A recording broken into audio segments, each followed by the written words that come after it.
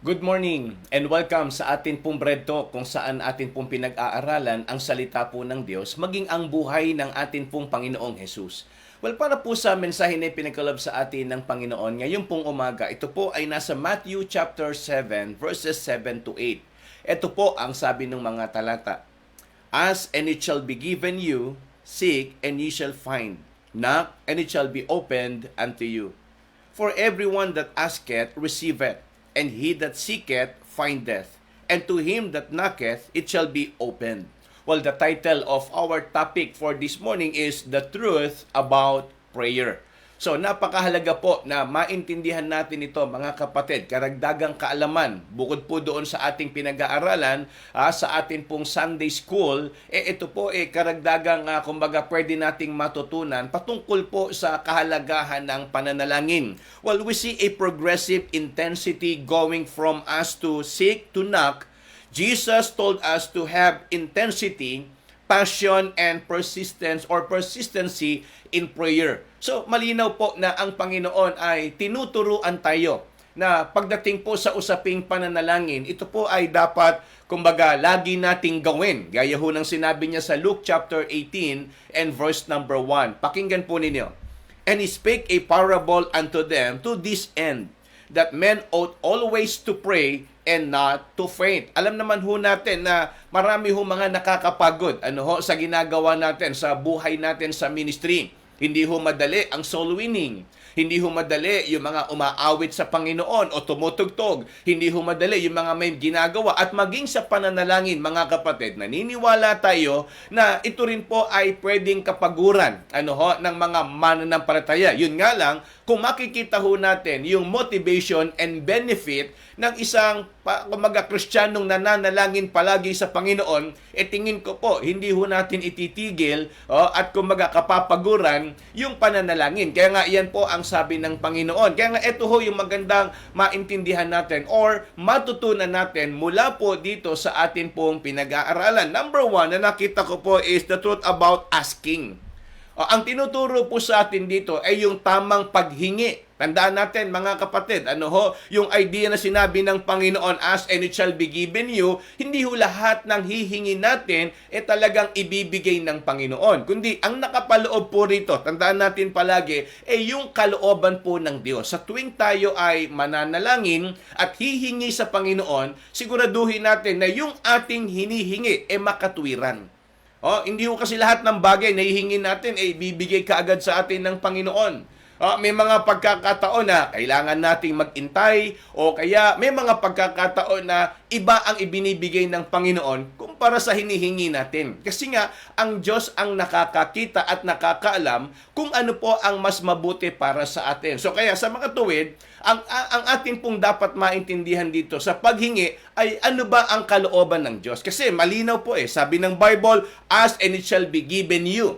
So sa madaling salita, ang Panginoon ay siguradong merong ibibigay kapag tayo po ay humingi. Kaya nga, mga kapatid, i-enjoy ho natin yung pakinabang o benepisyo ng pananalangin sa harapan po ng Diyos. Kaya nga, sa tuwing tayo po merong hihingin, lapatan ho natin ng kalooban ng Panginoon para ito po ay siguradong ibigay sa atin ng Diyos.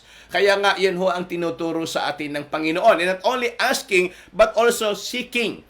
Ang tinuturo naman po rito, mga kapatid, sino ba ang dapat nating hinahanap patungkol po sa ating, kumbaga, pananalangin ginagawa. So, dapat kilala natin yung tinatawagan natin at dapat din meron tayong tamang ugnayan sa Kanya. Kasi tingnan po ninyo, kung ang Panginoon, nakikinig o ang Diyos nakikinig sa atin pong pananalangin, pero iba naman yung ating hinahanap o kaya iba naman yung pagkakilala natin sa Kanya. Parang ganito po kasi, mahalaga ho na maintindihan natin ito, mga kapatid. Sino ba si Jesus sa buhay natin?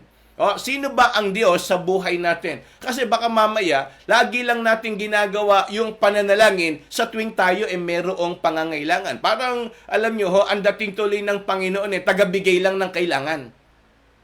Nakakalimutan ho natin yung prinsipyo at katuruan patungkol po sa pananalangin. Napakahalaga po ng relasyon natin sa Kanya.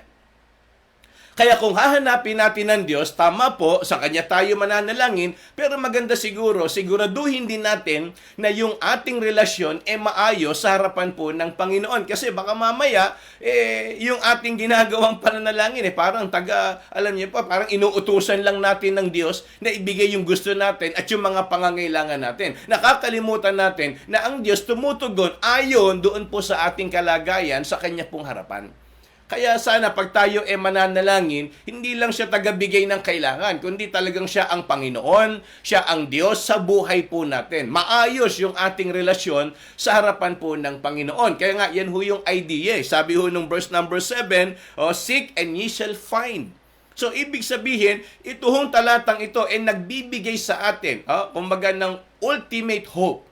Kapag tayo humingi, kapag tayo ay humanap, lahat yan mangyayari po sa atin. Kaya nga, yung pangatlo ho natin ay yung knocking. Tignan nyo ho, sabi ng verse number 7, knock and it shall be opened unto you. Bumubukas ang durangawan ng langit. Bumubukas ang pintuan ng langit. Bumubukas ang daan ng pagpapala sa tuwing tayo po ay natututong kumilala at lumapit sa kaharian ng atin pong Diyos. Kaya nga mga kapatid, ito ho ang maintindihan natin sa prayer.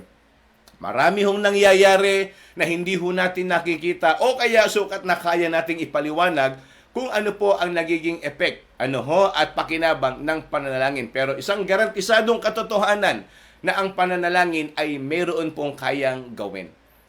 Meron siyang nagagawa sa buhay po ng bawat isa sa atin. Kaya nga, kung atin lang pong maiintindihan, itong ginuturo po ng Panginoon na kung gaano kahalaga ang pananalangin, marami mga Kristiyano ma-enjoy. Hindi lang ho yung pagbibigay o provision ng Panginoon, kundi ma-enjoy din natin yung relasyon natin sa atin pong Ama na nasa langit. Tandaan po ninyo, kung gaano tayo kamahal ng Diyos, tandaan po ninyo kung gaano tayo inibig ng Diyos, ibinigay niya yung kanyang kaisa-isang anak para patunayan sa atin na tayo mahal ng Diyos. Kaya nga, lahat man ng ating pangangailangan, naniniwala po ako, maliit man o malaki, tingin man natin parang imposible na hindi mangyayari, tingnan ho natin, ano ba tayo sa harapan ng Diyos? Kung tayo tinuturing niyang anak at kung siya tinuturing nating Ama sa langit, naniniwala ako mga kapatid, walang imposible, walang mahirap na pananalangin na hindi po didinggin at sasagutin ng Panginoon. Kaya nga mga kapatid, sana talagang bigyan natin ng pansin yung kahalagahan ng prayer. At para po sa ating paglulundo, sabi ho ng Jeremiah 29 verse number 12, then shall ye call upon me, and ye shall go and pray unto me, and I will hearken unto you. Kapag tayo po'y tumawag, lumapit, at pumunta sa Kanya, ang sabi ng Bible, I will hearken unto you. Tandaan po ninyo, tayo po ay mga anak ng Diyos. Hindi ho tayo pwedeng bali-balain, at sa termino ng mundo, hindi ho tayo pwedeng deadmahin ng Diyos. Alam niyo kung bakit? Kasi nga, mahal tayo ng Diyos. Kaya nga sana sa umagang ito, tunay po na tayo ay natuto at napagpala ng salita po ng Panginoon. At para po sa ating trivia, ngayon pong umaga, ano po yung 3 puntos na ating pinag-aralan? Yung 3 points, na ating tinakel for this morning. Yan po ang ating trivia. At ito naman po ang mga sumagot ng tama kahapon. At tanong ho natin, ano ho ang title or topic ng atin pong pinag-aralan? Ang tamang sagot ay Heavenly Treasure. Yan po ang tamang sagot sa ating trivia yesterday. At ito po ang mga sumagot ng tama. Number 1, mga kapatid, i-ready nyo na po. Palakpakan natin yung ating pong mga kasama na nakasagot ng tama. Number 1 ay si Sister Jen Baculpo. Ayan, congratulations Sister Jen. And then ang number 2 natin ay si Ninang Kiten. And then, ang number 3 naman po natin ay si Ate LV Bautista. Yan. Congratulations po sa inyo. Kayo ang sumagot ng tama. Napakabilis. Ito po yung top 3 natin. Palakpakan ho natin sila. Yan. Congratulations po kay Ate LV at kay Ate Ninang Kitten at naging kay Sister Jen. At ito po, mga sumagot ng tama. Pang-4, Sister Gypsy.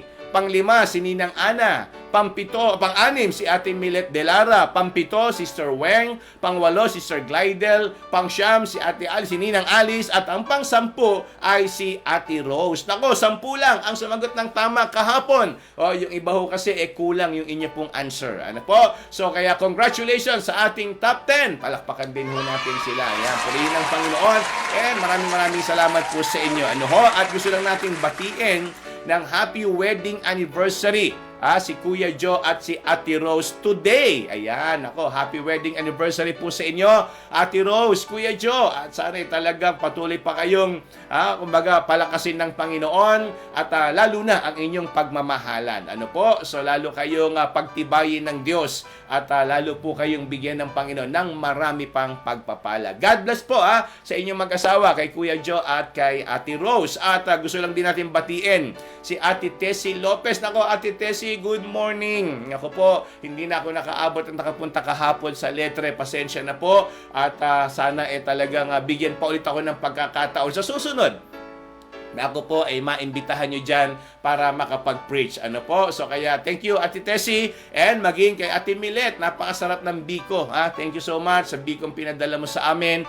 God bless sa iyo. At maging kay Sister, kay Bernadette Quinto ng Taiwan. Ayan, good morning, Bernadette. Ayan, maraming salamat. Talagang every morning to, consistent. Sana ingatan ka rin ng Panginoon dyan at maayos ang iyong kalagayan dyan sa Taiwan. Ayan, maraming salamat. At kasama rin natin si Brother Leo. Nako, Sabado ngayon, walang pasok, Brother Leo. Nako, pahinga ka, Bukas linggo at tayo kumbaga sasamba sa Panginoon. Ano po? So kaya salamat sa mga kapatid nating nakasama ngayong umagang ito. Ano po? Mga kapatid, continue to pray na sana talagang matapos ho natin yung ating project sa church at marami po pong kulang. Ano ho, kaya nga sana talagang patuloy po nating suportahan at ipanalangin yung gawain po ng Panginoon. Again, sa lahat po na dyan ngayon pong umaga, maraming pong salamat, ingat po tayo palagi, and good morning to everyone.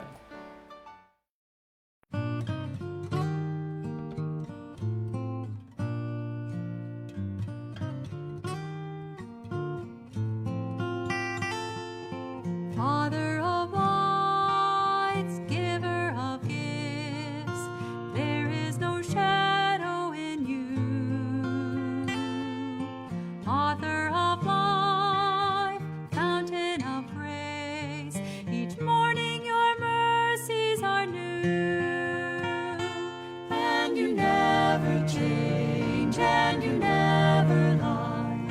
Age to age you are the same. I will trust in you, all your faithfulness, for I know you never change. Father of love, source of all good, tower of strength and my shield. When you gave your Son for those who rebel, your love for